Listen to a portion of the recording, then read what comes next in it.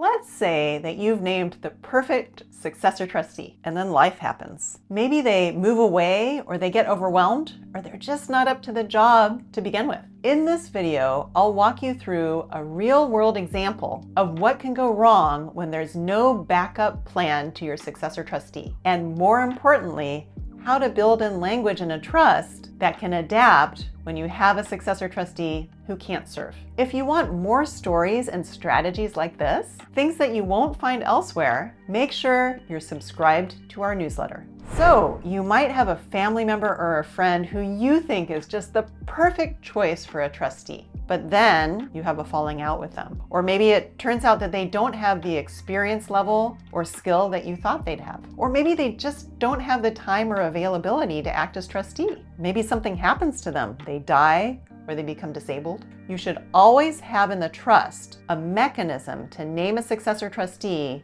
to avoid going to court. In our trusts, we usually draft in that the settlor, the creator of the trust, has the power to name a successor trustee. But this situation that we're talking about usually comes up after the settlor has died. So someone other than the settlor should also be given the power to name successor trustees. This can be a family member, a friend, the drafting attorney, or maybe a trusted professional. It could also be a trust protector. So if the trust does not have a mechanism for changing trustees, guess what? You're gonna have to go to court to get a new trustee named. And this happened to me once in a trust that I hadn't drafted, but the parents died. So here's what happened. The parents of a disabled daughter named this very caring neighbor of theirs, who was friends with the disabled daughter, as successor trustee of the disabled daughter's special needs trust, without asking first if the neighbor was okay with this role. Not a great idea, by the way. So then the parents died,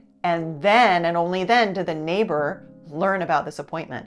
Well, the neighbor was a single mom working a full-time job. She couldn't act in this role, but the trust did not provide a way for her to easily name a successor trustee. So we first had to find a private fiduciary who was willing to serve as successor trustee, and then we had to go to court and ask the court to accept the neighbor's resignation as trustee and to appoint the private fiduciary as successor trustee. That's a pain, right? Well, I wish the story ended there, but it turns out that the beneficiary did not get along with the private professional fiduciary. So the private fiduciary had to go to court to resign, and the beneficiary basically chose two friends to act as successor trustee, and the court approved those two friends. But then those two friends ended up pilfering money from the special needs trust, and the beneficiary sued the friends. I know, what a mess. So how could the situation have been avoided? If the drafting attorney had specified that somebody has the power to name a successor trustee, maybe it would be the neighbor who was named a successor trustee. She could name her own successor, or maybe somebody else has that power, so they wouldn't have to go to court in the first place. And then the other lesson we can learn is please talk to the proposed successor trustee before naming them as successor trustee. Make sure that they're okay acting in this role. Or better yet, just don't name them.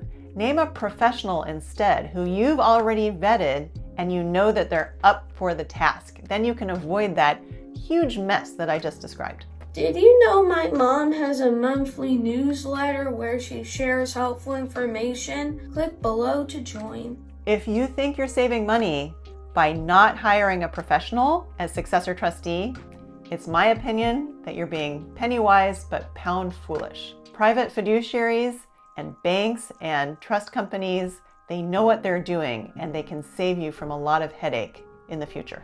Finally, I always recommend that the disabled beneficiary gets a chance to meet the proposed successor trustee before they're named.